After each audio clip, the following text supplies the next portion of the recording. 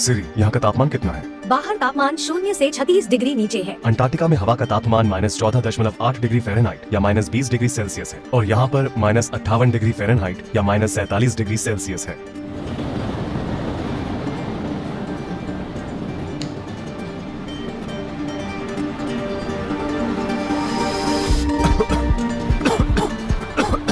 हमारे फेफड़ों को इसकी आदत नहीं है, इसलिए हमें बार बार खांसी आ रही है। यहाँ का मौसम बहुत ही ठंडा और शुष्क है। यहाँ की आबादी बहुत ज्यादा है। यहाँ करीबन 3 लाख लोग रहते हैं।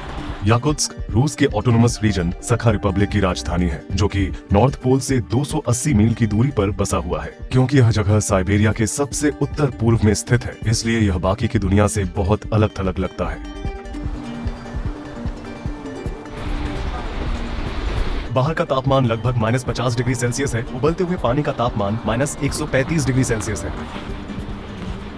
जैसा कि आप देख सकते हैं, ये तुरंत आइस क्रिस्टल्स में बदल गया है। इस क्षेत्र में आज तक का सबसे कम तापमान -71.2 डिग्री सेल्सियस। यह जगह किसी दूसरे प्लेनेट का हो। बाहर रखा गया केला कुछ ही मिनटों के अंदर एक हथौड़े में बदल सकता है। यहाँ पर लोग मेटल फ्रेम के चश्मे नहीं पहन सकते हैं, क्योंकि मेटल उनकी त्वचा से चिपक सकता है और जब वे अपने चश्मे को निकालने जाएंगे तो उनका मांस बाहर आ सकता है। ये मांस का एक टुकड़ा है जो बिल्कुल इंसानी मांस जैसा दिखाई देता है। आइए इसे मेटल से छूकर देखते हैं कि क्या होता है। जैसा कि आप देख सकते हैं, ये पानी के पाइप हैं और इन्हें जमीन से ऊपर रखना पड़ता है, क्योंकि जमीन के नीचे पूरी बर्फ जमी हुई है। बात यह है कि शहर के नीचे 100 फुट मोटी बर्फ की परत जमी हुई है। देखिए, ये नदी पूरी तरह से जम चुकी है। सोवियत युग के दौरान स्टालिन के विचारों का विरोध करने वाले लोगों को सखा रिपब्लिक में निर्वासित कर दिया जाता था। उसमें पॉलिटिशियन, व्यापारी आदि शामिल थे। असल में आज याकुत्स्क में रहने वाले कुछ लोग उनके पोते पोती हैं, इसलिए ये निर्वासन की जगह हुआ करती थी। आज इस शहर में लोग एक आम जीवन जी रहे हैं। हम इस जीवन को बर्फ का नरक कह सकते हैं। यह मनुष्यों की सीमाओं के पार है। चाहे हम जो कुछ भी क्यों ना पहन ले, कोई भी चीज हमारे शरीर को गर्म रखने के लिए पर्याप्त नहीं है। अगर आपके पास कार है तो आपको बहुत दिक्कत हो सकती है। यहाँ पर सर्दियाँ 6 से 7 महीनों तक चलती है और उस समय आप अपनी कार को बिल्कुल भी नहीं चला सकते हैं। अगर आप फिर भी इसे चलाना चाहते हैं तो आप अपनी गाड़ी का इंजन बंद नहीं रख पाएंगे। उदाहरण के तौर पर आप देख सकते हैं कि कार का इंजन चालू है, लेकिन फिर भी ये खाली है। अंदर कोई भी नहीं है। ऐसी यहाँ पर सैकड़ों कारें हैं। इंजन के चालू रहने की वजह यह है कि अगर ये रुक गया तो इस बात का खतरा रहता है कि पूरी तरह से बर्फ में ढक जाएगा और इंजन का तेल जम जाएगा। जैसा कि आप यहाँ पर देख सकते हैं, इस गाड़ी के मालिक ने अपनी कार को लंबे समय तक नहीं चलाया होगा। इंजन बंद होने के सिर्फ 20 मिनट बाद ही उम्मीद छोड़ देना यहाँ एक आम बात है। एक और जमी हुई कार अगली गर्मियों में इस्तेमाल होने का इंतजार कर रही है। ये कार चल रही है ना? चलिए देखते हैं इसके अंदर कोई है या नहीं। हाँ, कोई भी नहीं है। क्या आप सोच सकते हैं कि यहाँ वाकई में ऊर्जा की कितनी ज्यादा बर्बादी हो रही है? किस्मत से रूस एक ऐसा देश है जहाँ तेल और प्राकृतिक गैस संसाधनों की मात्रा बहुत अधिक है। यहाँ तक एग्जॉस्ट स्मोक भी जम जाती है। यहाँ इतनी ज्यादा ठंड है। कार की सुरक्षा के लिए विशेष कवर्स भी बनाए गए हैं, लेकिन कभी कभी वो भी काफी नहीं होते। जिनके पास पैसे खर्च करने की हैसियत है, वे अपनी गाड़ियों को हीट गैरेज में रखते हैं। क्योंकि ये गाड़ियां लगातार चलती रहती है, इसलिए पूरे शहर में लगातार धुएं की एक परत बनी रहती है। धुंध की वजह से सामने कुछ दिखाई देने की सीमा अक्सर 60.96 मीटर से कम होती है। यहाँ पर बनाए गए घरों का आर्किटेक्चर बिल्कुल अलग है। जमीन के बर्फ से ढके होने और बर्फ के खिसकने की संभावना की वजह से बिल्डिंग्स को खंभों पर बनाया जाता है। पुराने घर जिनका निर्माण बहुत पहले किया गया था, वे एक दशक के बाद झुकने लगते हैं, क्योंकि बर्फ की मात्रा या तो बढ़ जाती है या कम हो जाती है। ये पिन और सुई की तरह लग रहा है। यहाँ अगर सबसे बुरा कुछ हो सकता है तो वो है फ्रॉस्ट बाइट। चलिए मान लेते हैं कि रेफ्रिजरेटर लगभग 4.4 डिग्री सेल्सियस पर काम करता है और फ्रीजर -20 डिग्री सेल्सियस पर काम करता है, तो हम बड़ी आसानी के साथ कह सकते हैं कि यहाँ पर हर जगह एक बहुत ही हाईटेक फ्रीजर की तरह काम कर सकती है, क्योंकि यहाँ का तापमान -50 डिग्री सेल्सियस है। इसलिए कुछ लोग अपने फलों या मांस को अपनी खिड़की के बाहर टांग कर स्टोर करते हैं। क्या मैं इस तौलिए से एक स्लेड बना सकता हूँ?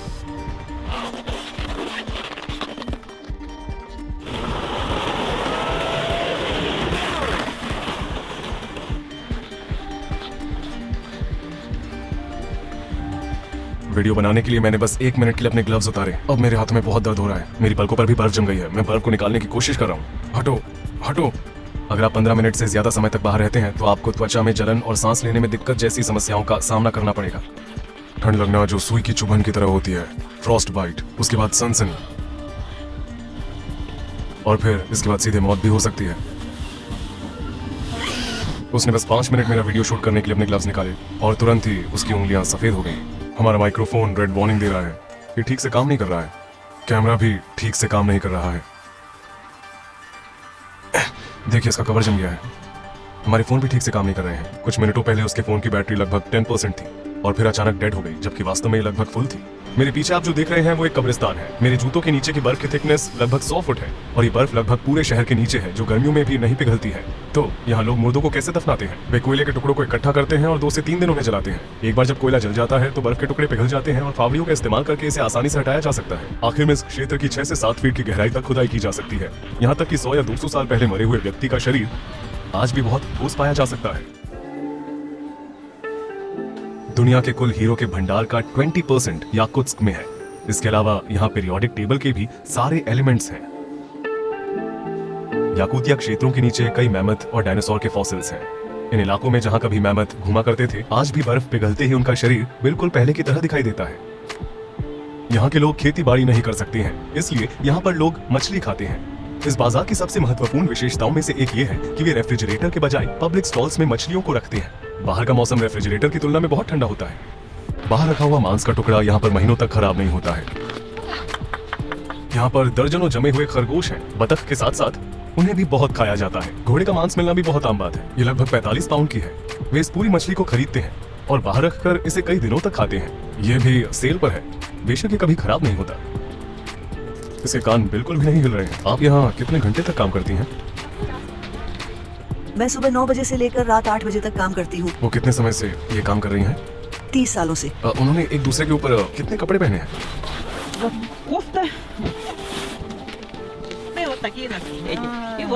वे ऐसे फरों पर खड़े होते हैं ताकि अपने पैरों पर आने वाली ठंड का एहसास न हो।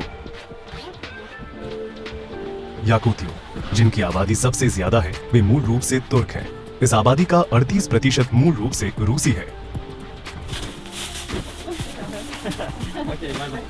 यहाँ ऐसे ही कुत्ते देखने को मिलते हैं। बिल्लियाँ यहाँ जीवित नहीं रह सकती हैं। केवल मोटे फर वाले मैमल्स ही यहाँ जीवित रह सकते हैं। यहाँ पर कारों के अंदर 2-2 शीशे होते हैं ताकि जब एयर कंडीशनर से इंटीरियर गर्म हो जाए तो तुरंत इसका तापमान कम ना हो। सड़क पर चलने की सबसे खतरनाक बात यह है कि अगर किसी भी वजह से कोई भी कार अगर खराब हो जाती है तो ड्राइवर के मरने का खतरा बहुत बढ़ जाता है। उन्हें इसे 30 मिनट के अंदर ठीक करना होता है, नहीं तो मिनटों के अंदर इंजन ऑयल जम जाता है। अगर लोग इन इलाकों में बिना किसी फोन सिग्नल के फंस जाते हैं तो उनके पास कुछ ही घंटों के अंदर जमकर मरने के सिवाय कोई चारा नहीं होता है। इसीलिए हर ड्राइवर अपनी कार में एक टूल बॉक्स जरूर रखता है। कुत्तों वाले स्लेट के साथ गाँव की हमारी यात्रा पूरी हो चुकी है। कुत्तों वाले स्लेट पर सवार होते समय हवा और ठंड के कारण मेरे कान पूरी तरह से सुन्न हो चुका था। दर्द बर्दाश्त के बाहर था। मारिया ने हमें अपने गांव के घर में बुलाया और अब हम इन रहस्यमय याकुतियों के बारे में और भी जानेंगे। क्या आप देख सकते हैं, मेरी उंगली जितना मोटा हो गया है। मैं महसूस नहीं कर पा रहा हूँ। ये सुन्न हो चुके हैं। मेरे दूसरे कान को देखो, ये बहुत पतला है। यहाँ पर पाए जाने वाले घोड़े सामान्य घोड़ों की तुलना में काफी छोटे होते हैं। उनका शरीर ही इस तरह बना हुआ है। यह उन्हें गर्म रहने में मदद करता है। जितना कम सतही भाग उतनी कम परेशानी। उन्होंने हमें अपने कपड़े दिए और हमने उन्हें पहन लिया। आप जमी हुई नाव को देखकर कह सकते हैं कि हम एक झील के ऊपर से गुजर रहे हैं। हमने इसे 90 डिग्री के एंगल पर मारने की कोशिश की। हमने यहाँ 20 से 25 सेंटीमीटर के डायमीटर का छेद किया। गाय यहाँ पर आकर अपनी पानी की प्यास को बुझा सकती है। हम लगातार टूटी हुई बर्फ को हटा रहे हैं। इस पानी को दोबारा पूरी तरह से जमने में कितना समय लगेगा? 1 घंटे में।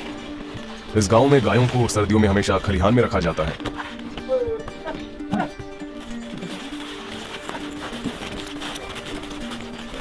क्या उन्हें ठंड नहीं लगती? बेशक वे करते हैं, इसीलिए वे ज्यादा समय बाहर नहीं बिताते हैं। ये मुझे क्या हुआ है? आप बाइट हो गया है। इसका ज्यादा समय तक रहना खतरनाक साबित हो सकता है। उन्हें इसे काटना पड़ेगा, है ना? अगर वे इसे बचा नहीं सके तो वे इसे काट सकते हैं, क्योंकि इसके सेल पहले से ही मर चुके हैं। ये आपके कान के लिए है, जो कि एक ट्रेडिशनल याकुत्स्क मेडिसिन है जिसे भालू की चर्बी से बनाया जाता है। बियर? हाँ, इसे मेरे पिता ने शिकारियों से लिया था। ओह। इसे फ्रॉस्ट बाइट और जलने के दौरान मदद मिलती है। अगर आप इसे पीछे से देखेंगे तो आपको साफ साफ दिखाई देगा। ये सच में बहुत सूज गया है। ये लोग इसे फ्रॉस्ट बाइट कहते हैं। अगर मैं 15 मिनट और ठंड में रहा होता तो शायद मैं अपने पूरे कान को खतरे में डाल सकता था। यहाँ पर रहना कोई मजाक नहीं है। आपने अब तक का सबसे ठंडा तापमान कितना देखा है? यहाँ का सबसे कोल्डेस्ट टेम्परेचर -71 सेल्सियस था। आपके लिए ठंड क्या है? अगर मेरे पास मौसम के हिसाब से अच्छे कपड़े हैं तो -40 से पहले ये मेरे लिए रियल विंटर नहीं होगा। -41 से लेकर -48 मेरे लिए ठीक ठाक है। -40 से नीचे ठंड होती है और -22 से नीचे बहुत ठंड होती है और हर एक डिग्री को महसूस किया जा सकता है। बेहद ठंड का मौसम आग की तरह चुभता है। हाँ, सच में मेरे कान में भी मुझे जलन महसूस हो रही है। लग रहा है जैसे बहुत गर्म हो गया हो। कभी कभी लोग बहुत ज्यादा शराब पी लेते हैं और कहीं बाहर सो जाते हैं और बस एक रात बाहर रहने से कुछ लोगों के पास सही कपड़े नहीं होते और वे जंगल में चले जाते हैं। उनकी कार खराब हो जाने पर वे किसी को कॉल नहीं कर सकते क्योंकि यहाँ फोन सर्विस नहीं है और इसी तरह उनका किस्सा खत्म हो जाता है। प्रकृति के बारे में क्या राय है? याकूत और सखा लोगों की पूरी लाइफस्टाइल नेचर का ध्यान रखना और उसका सम्मान करना है। बचपन में मैं और मेरी फैमिली मछली पकड़ने, शिकार करने के लिए जंगल में जाया करते थे। यह हमारी जिंदगी का बस एक हिस्सा है और हम हमेशा याद रखते हैं कि हम इस दुनिया के मालिक नहीं हैं। हम तो महज मेहमान हैं। मिसाल के लिए हम हमेशा इस रिचुअल को फॉलो करते हैं कि जब हम चढ़ा करने जाते हैं तो हम हमेशा अपने साथ थोड़ा सा खाना ले जाते हैं और इसे जमीन पर छोड़कर प्रार्थना कहते हैं, नेचर प्लीज हमारे साथ शेयर करो, प्लीज हमें खाना दो। यह उस जमीन के मास्टर आत्मा के लिए है। आप मानते हैं कि प्रकृति में एक आत्मा होती है? हाँ, मिसाल के लिए जब हम जंगल में जाते हैं तो आपको जोर से नहीं बोलना चाहिए क्योंकि इससे स्पिरिट्स डिस्टर्ब हो सकती हैं। आपको वहाँ शराब नहीं पीनी चाहिए, मौज मस्ती नहीं करनी चाहिए, कचरा नहीं फेंकना चाहिए, न छेड़ो, न परेशान करो और न ही बिगाड़ हो। याकूत धर्म कोई ऐसी चीज़ नहीं है जो किसी किताब में लिखी गई हो या कोई चर्च जैसा हो। हमारे धर्म का एक सेंटर है, लेकिन वह बाकी धर्मों जैसा नहीं है। हम क्या करते हैं? हम हर रोज प्रार्थना करते हैं। यह कुछ वैसा नहीं है, बल्कि यह हमारे मन में है, हमारी लाइफस्टाइल में है और ये सब कुछ नेचर से जुड़ा हुआ है। जो कुछ भी है आप उसके लिए भगवान के बजाय प्रकृति का शुक्रिया अदा करते हैं। भगवान ही नेचर है, हमारे भगवान नेचर का एक हिस्सा है। अच्छा, मैं समझा।